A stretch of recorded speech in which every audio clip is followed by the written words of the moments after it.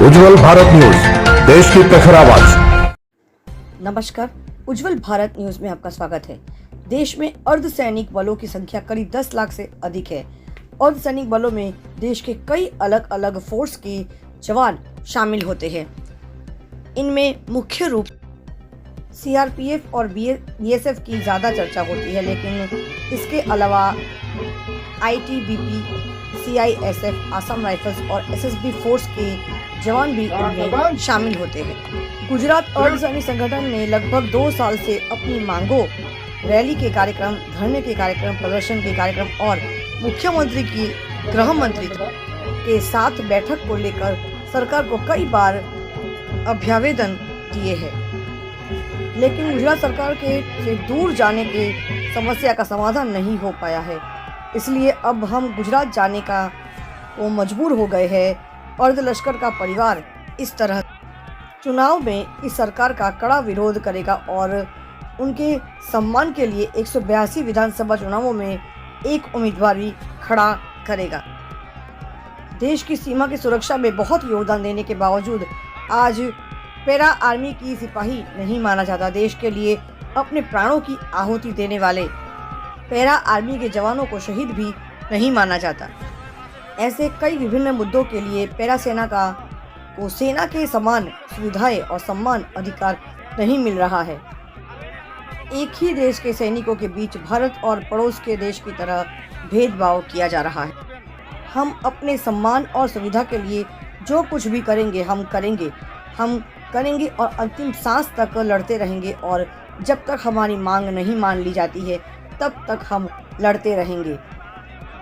हर प्राकृतिक विपदा, आपदा जैसे भूकंप, कहीं पर आग लग जाए या फिर बाढ़ आ जाए या फिर लैंडस्लाइडिंग हो जाए, ऐसी दुर्घटनाओं के स्थल पर पैरामिलिट्री फोर्स सबसे पहले पहुंचकर अपना फर्ज निभाते हैं। पैरामिलिट्री फोर्स भी देश की सीमा पर लड़ते हुए सैनिकों की तरह अपनी ड्यूटी निभाते हैं।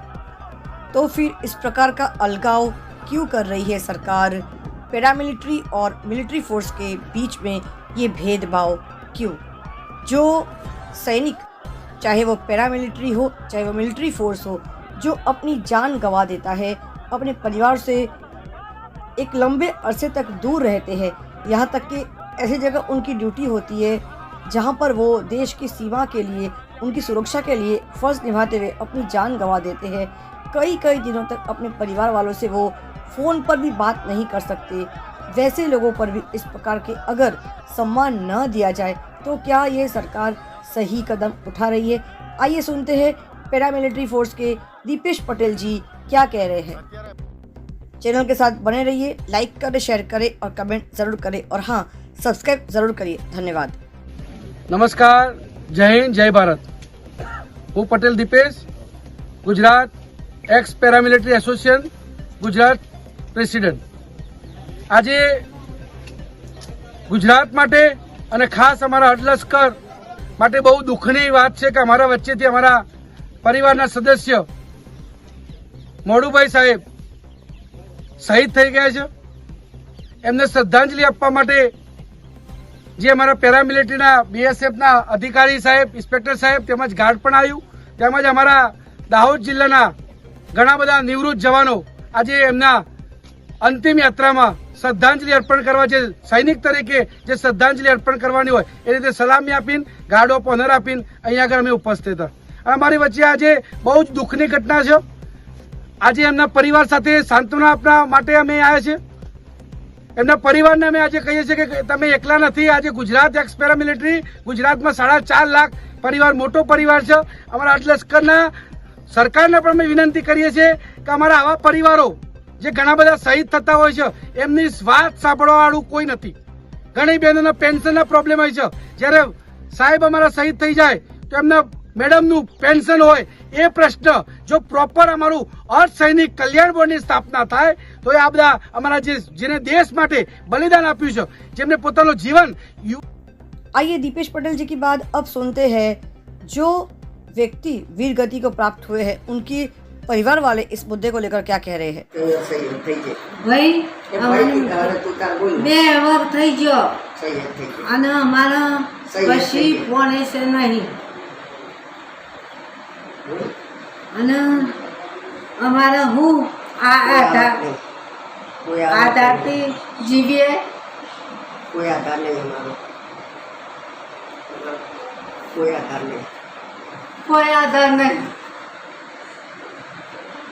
અમે આવું લીધેલું અમારું આ લઈએ ને અમારને ભાઈએ છે. આ કોઈક મદદ કરે તો મારને બોલી અમન કો કાલે તો નભાઈએ નકા અમારી કોઈ હાલત જ નહીં. અમાર કોઈ નહીં. અમારી કોઈ હાલત નહીં ન ભાઈ. અમે શું દઈએ કેવો નહીં. અમે કોઈ શો જઈએ મજૂરી થાય નહીં અમારે. મજૂરી થાય એવી નહીં. અને 2 વર્ષથી કોઈને અમારું ખોપડી નહીં. અમારે 2 વર્ષથી અમાર કોઈને હોબરી નહીં. કોઈ બે હજુ અમારે પેન્શન મળ્યું નહીં. સૈયદ થઈ જાય 2 વર્ષ સૈયદ થઈ જાય. બોલ થયા છે 2 વર્ષ થઈ ગયો. અમને કશું કોઈ લાભ સરકારનો મળ્યો નહીં. અમારા સરકારનો લાભ કશો નહીં મળ્યો. અમારે પેન્શન જ નહીં મળ્યું. પેન્શન અમારે પેન્શન નહીં મળ્યું. કશું મળવાનું નહીં. સાહેબ અમારે શું કરવાનું નહીં કેમ કરી ના પાઈએ. અમારે શું કરવાનું? અમે છીએ ન ભાઈએ. તને પૂછે બોલે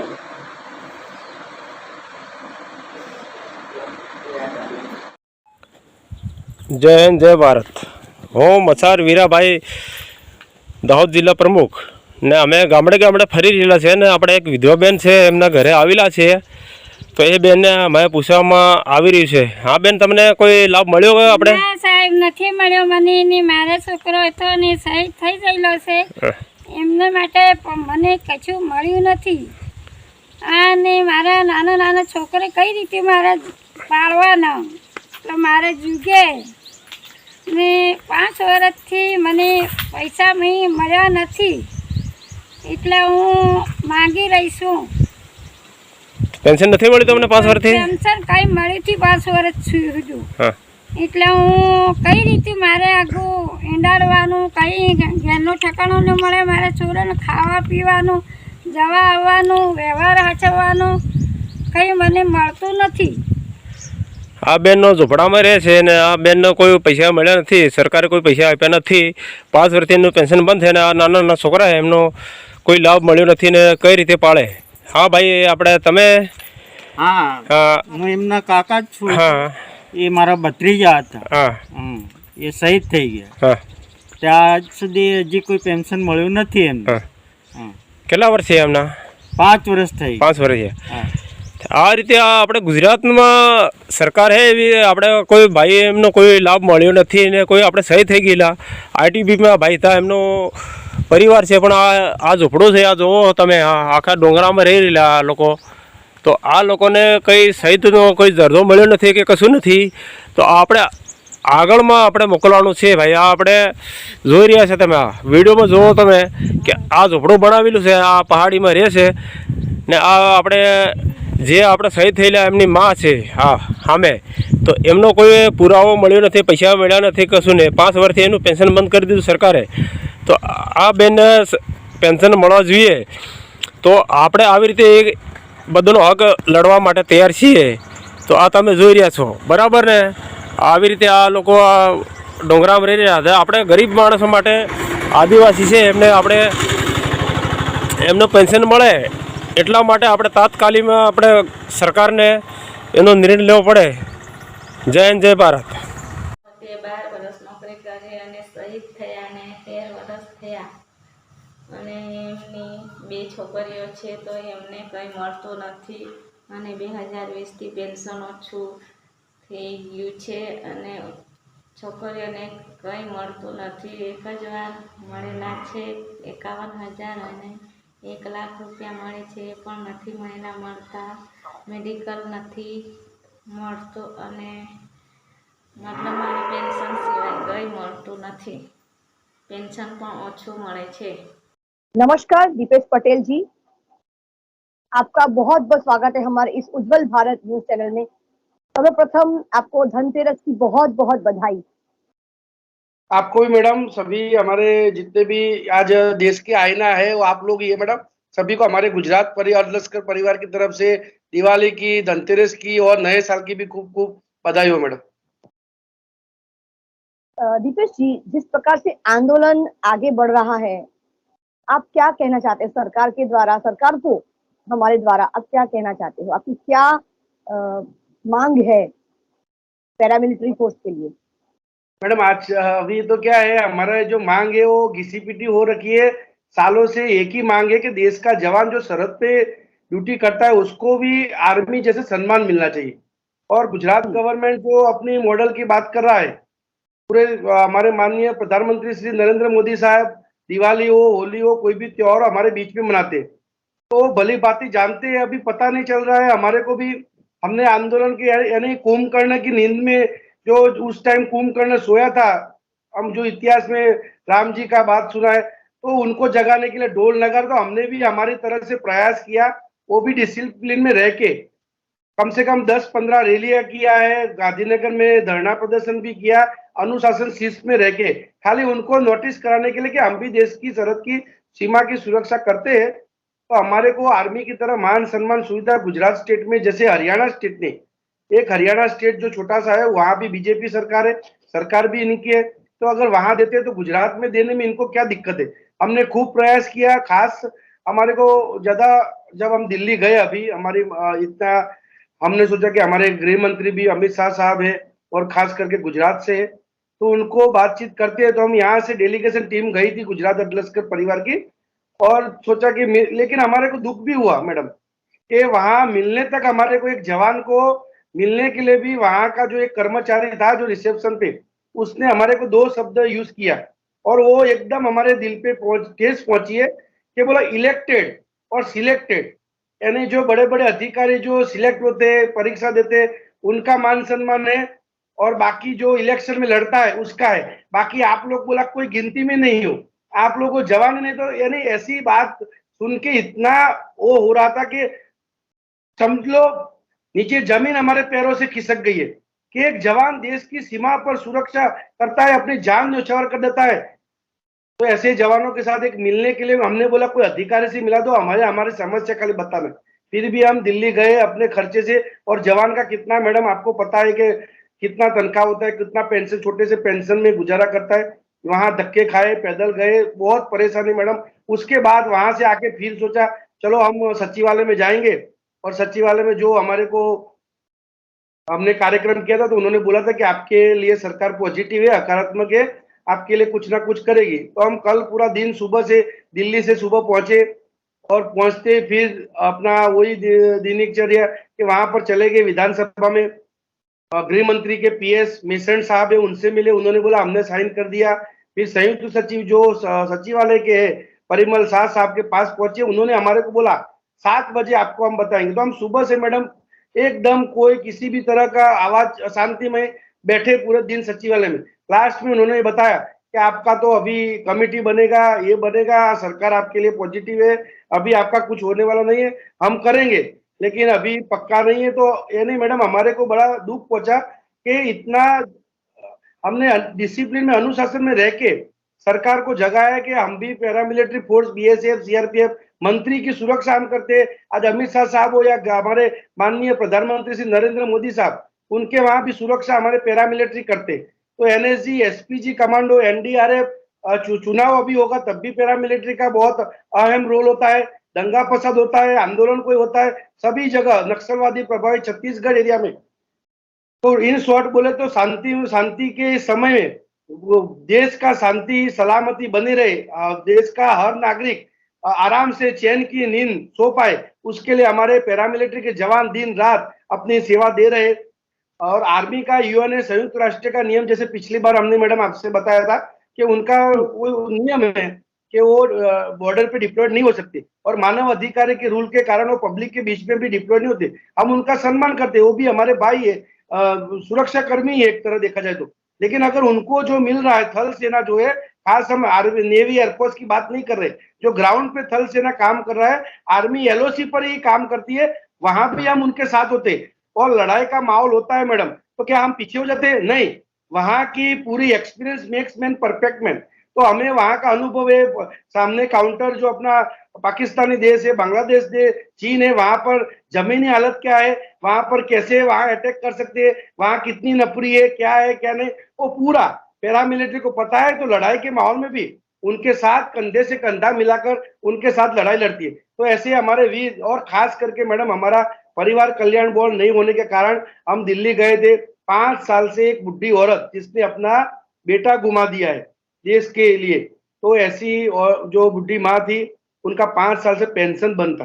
कौन सुनेगा मैडम? ऐसे कई परिवार है। और जो गुजरात गवर्नमेंट ने आज 1 करोड़ किया है, अब 1 करोड़ देंगे कि नहीं वो तो पता नहीं मैडम, वक्त ही बताएगा।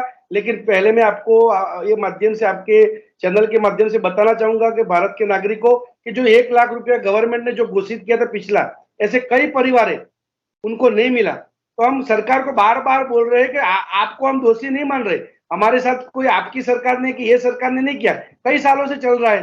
अब हम जब प्रॉपर रजूआत आपसे कर रहा है कि हमारे अर्ध लश्कर का कल्याण बोर्ड बनाइए, जिससे हम आपको अपने जवानों की जो समस्या है, विधवा बहन है, जो वीरांगना बहन है, उनके बारे में आपको बता सके। तो हमारी छोटी मोटी मांग है मैडम, हमने कोई सरकार से पैसे मांगे नहीं है, एक सम्मान मांगा है कि जो आर्मी को मिल रहा है वो सम्मान दीजिए। अब वो सम्मान भी नहीं दे रहे तो हमारे को अब लग रहा है कि जो वहां गृह मंत्रालय अमित शाह साहब के ऑफिस में जो बाइनरी रिसेप्शन ने बोला कि इलेक्टेड बंदा और सिलेक्टेड, तो हमारे को अब दिमाग में लग गया है, इसका मतलब पैरामिलिट्री को अब इलेक्शन में उतरना पड़ेगा।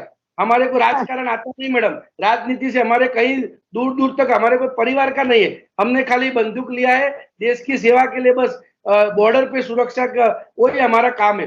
लेकिन अब लग रहा है ये भी सीखना पड़ेगा।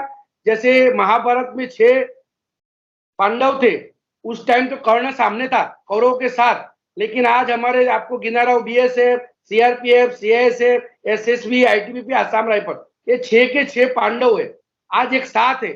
तो ये भी हमारे को लग रहा है महाभारत का युद्ध है। अब हमारे को खाली आप जैसे मीडिया कर्मियों जो कृष्ण बन के हमारे को सारथी का काम करने, उन्हीं की आवश्यकता है। बाकी हम अपना लड़ना हमारे को आता है, लेकिन हमारे को एक कृष्ण भगवान की जरूरत है जो मार्गदर्शन दे कि इनके साथ ये जो आज की जो भ्रष्टाचार नीति है, करप्शन है, लांच रुश्वत है, जो भी है, उनके सामने भी लड़े और हमारे जवानों को मान सम्मान सुविधा दिलाए। दीपेश जी, बहुत बड़ी विडंबना ऐसा लग रहा है सुनकर कि जो व्यथा मैंने सुनी पैरामिलिट्री की पुलिस जवानों की, जो हर विपदा आपदा में जो हमेशा सामने खड़े हुए हैं, हर नागरिक को हर मुश्किलों से बचाने, जैसे चाहे बाढ़ की संकट हो, चाहे भूकंप आया हो, चाहे कहीं पे बहुत बड़े पैमाने में आग लगी हो, अपनी जान की परवाह न करते हुए वो लड़ते हैं, उनको बचाते हैं।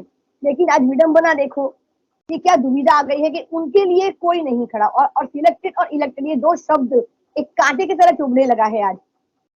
या तो आप इलेक्शन में खड़े हो जाओ या तो फिर आपको सिलेक्टिव होना पड़ेगा। ये 2 शब्द ऐसे शब्द है, नकारात्मक शब्द है, जिसे पता है दीपेश जी, ये शब्द को आप जैसे लोगों को मजबूर करता है आप इलेक्शन में खड़े हो। सही बात मैडम बोले, हमारे को कोई राजकारण आता भी नहीं है ना हमने कभी सीखा है, लेकिन मजबूरी में आज मैंने कल ही एक घोषित किया, प्रेस नोट भी दिया कि आज देश का जवान जो बॉर्डर पे शहीद होता है उसको शहीदी का दर्जा नहीं है। इतनी बार एक जवान को, विधवा बहनों को रोड पर आना पड़ रहा है। हमने मैडम, आप हमारे वीडियो भी देखोगे, गुजरात एक्स पैरामिलिट्री हमने फेसबुक पेज चलाया और एक यूट्यूब चैनल, उसमें साफ तौर पे हम बारिश में खुद भीग रहे एक जवान परिवार आज जो देश के लिए उसको कोई लेना देना नहीं राजकारण से, वो अपना मांग सम्मान, बहनें हमारी खास करके 2004 के बाद मैडम पेंशन नहीं है। ऐसे अभी फिलहाल हमारे पास 5-6 केस हो गए, उस परिवार को बेचारे को पता नहीं है। हम जब दिल्ली गए तो पता चला कि भाई ये न्यू पेंशन स्कीम में इनको पेंशन का वो है, तो वो बताएगा कौन? जब तक हमारा परिवार कल्याण बोर्ड नहीं बनेगा सरकार को बताएगा कौन? फिर हम गए तो मैडम का भी हमने बात रखा है और उधर के अधिकारी जो भी है वो उन्होंने हमारे को मार्गदर्शन दिया है। तो ऐसे परिवार का जब तक हमारे को प्रॉपर गवर्नमेंट, हमारा अर्ध लश्कर सैनिक कल्याण बोर्ड नहीं बनाएगा, हम इनका काम, आज मैं हूँ सेवा भावना से लगा हो, कल कोई ना हो तो वो कार्यक्रम ठप ना हो जाए मैडम। हम अपने देश का सम्मान, अगर देश के जो सरहद पर जवान शहीद हुआ उनकी जवाबदारी कौन लेगा? सरकार ही तो है, हमारे माई बाप है, जो भी है सरकार के हाथ में होना चाहिए कि हमारा देश का जवान, अगर उनका परिवार का एक लड़का जिसने अपना छत्र छाया, एक बेटे ने अपने बाप की छत्र छाया गुमा दिया है, माँ बाप ने अपने बुढ़ापे की लाठी जो सहारा है उसको गुमाया, एक पत्नी ने अपना पति गुमाया है, सुहाग उजड़ गया है उसका, तो ऐसे परिवार का कौन ध्यान रखेगा। हम सरकार से ये भी विनती करते हैं कि सैनिक कल्याण बोर्ड में आपने अधिकारी पेमेंट से रखा है, तनख्वाह उनको देते, हम तनख्वाह भी नहीं लेना चाहते मैडम। हमारी इतनी दुख भरी दास्तान है, हमारे को तनख्वाह नहीं चाहिए, हमारे कुछ भी मत दो, लेकिन हम अपने खाली एक आपको आप तक प्रॉपर सरकार तक हमारी बात पहुंचे कि ऐसे परिवार है कि इनके देखो कई मैडम भीख मांग के आज जवान की मैडम, हमने ऐसे हिम्मतनगर हिम्मतपुरा गांव है यहाँ साबरकांठा जिले में, वहां गए उनके परिवार को देखा, बहुत बहुत मैडम दुख होता है कि ऐसे शहीद परिवार का कौन देखेगा। माननीय प्रधानमंत्री श्री 2019 में हमारे 40 जवान सीआरपी के जवान शहीद हुए, शहीद तो बोल दिए मैडम, क्या उनको खुद को नहीं पता। हम आपकी चैनल के माध्यम से पूछना चाहेंगे, क्या उनको नहीं पता कि इनको शहीदी का दर्जा नहीं, एक सम्मान तो दीजिए। शहीदी का दर्जा नहीं होने के कारण, हमारा परिवार कल्याण बोर्ड नहीं होने के कारण हमारे को एक्समैन का दर्जा भी नहीं दिया है, ड्यूटी तो हमारे पास आर्मी जैसी। तो हम आपके माध्यम से ये भी कहना चाहेंगे, या तो हमारे को सिविलियन फोर्स बना दो, आप सिविलियन फोर्स मानते हो तो हमारे को बॉर्डर पे 60-60 3-3 6-6 महीने 7-7 महीना हम ड्यूटी करते आर्मी के तर्ज पे, और आर्मी के तर्ज पे पूरा 60 दिन ईएल छुट्टी देते हैं। 6 महीने के बाद हम अपने परिवार का मुंह देखते हैं, बच्चे का मुंह देखते हैं, माँ बाप का मुंह देखते हैं। कई बार हमारे तो ऐसे इलाके हैं जहाँ मोबाइल का भी कनेक्शन नहीं है, तो हम बात भी महीनों हफ्ते तक बात नहीं कर पाते। तो ये हमारी बहुत बड़ी विडंबना है कि आर्मी तो कम से कम सेना, हमारा लश्कर, उनका हम विरोध नहीं करेंगे, सम्मान करेंगे।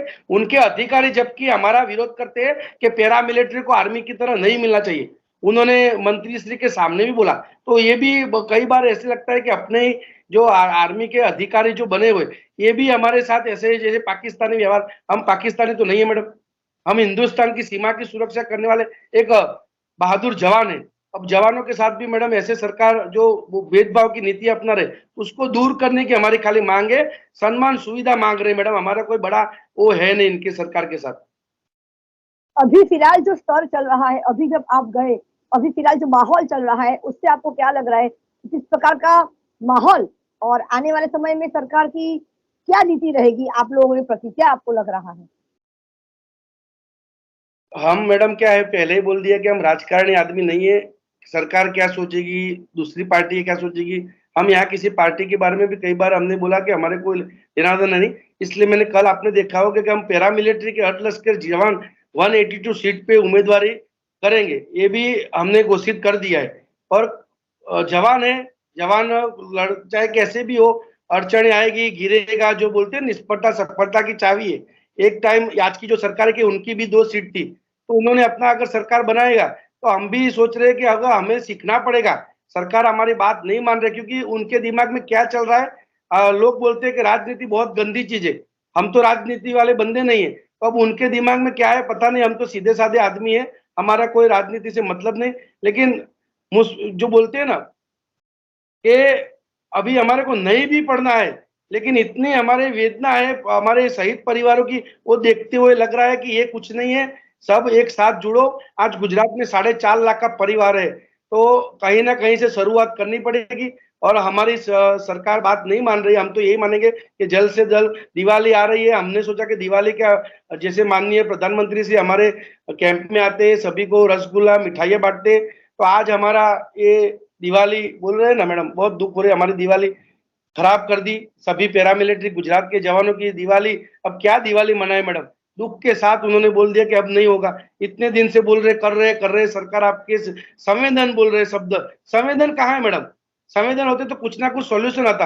अब संवेदन दिख नहीं रहा है, उनका हाथी के दांत की तरह है, चबाने के कुछ और दिखाने का हम कुछ नहीं, हम समझ नहीं रहे मैडम। उतना हमारा राजकीय हमारा दिमाग नहीं है कि हम उनकी नीति समझ पाए, वो क्या देना चाहते हैं क्या नहीं। हम सीधे साधे आदमी है, हमारे दिल में जो होता है वो जुबान पे होता है, एकदम सही ईमानदार हम अपना मानते हैं कि आज देश में अगर ईमानदार है तो हमारे ज्यादा हम चैलेंज करते हैं, कोई भी ईमानदार नहीं होगा।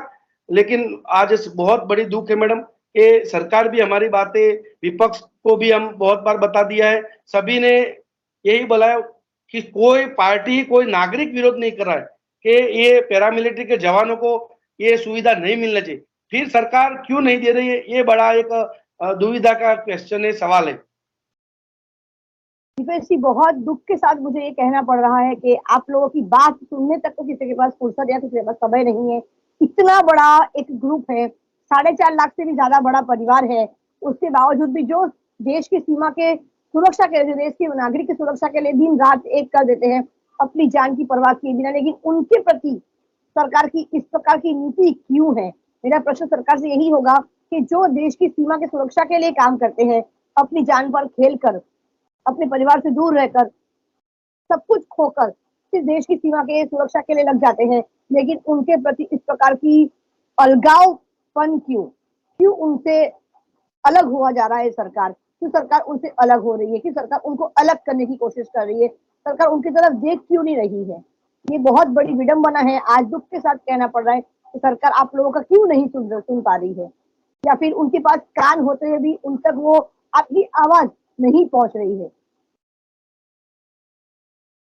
हमने मैडम बहुत सरकार से विनती किया, हाथ जोड़े हैं। एक जवान होके, एक जवान कभी झुकता नहीं है, लेकिन हमने, हमारी विधवा बहन है जो देश के लिए उसने अपना बलिदान दिया, शहीद हो गए, ऐसे परिवार के विडंबना मैडम देख के ऐसे लगता है कि कैसे इन परिवार को कौन देखेगा मैडम। तो हम तो खाली यही चाहते हैं कि हमारी वीरांगना बहन है, उनके बच्चे हैं जिन्होंने अपने पिता को छत्रछाया छोड़ दिया है, तो ऐसे परिवार की विडंबना सरकार सुने। सरकार नहीं सुन रही, इसलिए मजबूरी में आज हमने फैसला किया है कि 182 सीट पे गुजरात पैरामिलिट्री एक ही सिंबल पे लड़ेंगे, हार नहीं मानेंगे। सैनिक कभी जवान है हम, चाहे हिंदुस्तान की सरकार माने ना माने, लेकिन हम लोग हार नहीं मानेंगे, लड़ेंगे, जीतेंगे और अपना हक, सम्मान, सुविधा लेंगे।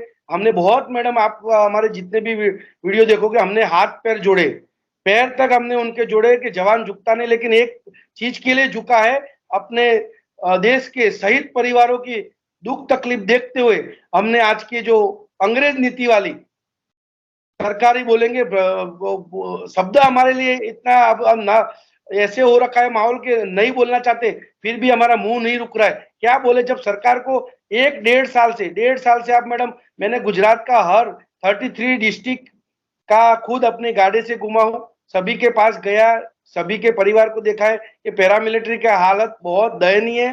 कई परिवार एजुकेटेड नहीं है, तो ऐसे महिलाओं को पता ही नहीं कि हमने क्या करना है, क्या नहीं करना, उनकी पेंशन तक रुकी है। तो अगर सरकार हमारी बात सुने तो ऐसे हमारे देश के जो वीर अर्धलश्कर के शहीद जो परिवार है, खास करके उनके ये परिवार का कौन देखेगा, इनके लिए हम लड़ना चाहते हैं खास मैडम।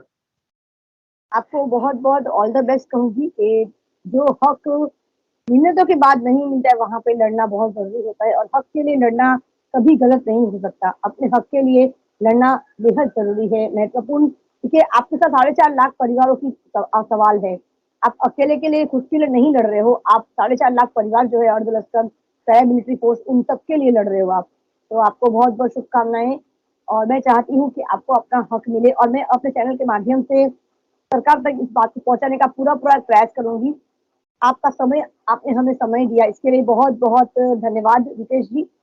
और मैं कोशिश करूंगी पूरी तरह से कि आपकी ये बात सरकार तक जरूर पहुंचे, और जो बात उन तक फिलहाल नहीं पहुंच पा रही है, वो हमारे माध्यम से उन तक पहुंचाने का पूरा प्रयास करेंगे। आप हमारे साथ जुड़े, उसके लिए बहुत बहुत धन्यवाद। फिर एक बार आपको धन्यवाद। तो मैडम, एक जवान होने के नाते हमारे परिवार की तरफ से आपको सलाम करता हूँ, क्योंकि मैडम आप ही एक माध्यम है हमारे, ये जो वीरांगना बहनें हैं और हमारे बाद मैडम हमारे परिवार का कौन, तो सरकार से आपके माध्यम से बात पहुंचे। और सरकार अभी भी सोई हो, उनके अगर घमंड में हो, 27 साल से जो सरकार है, तो उनको घमंड तो रावण का भी नहीं रहा।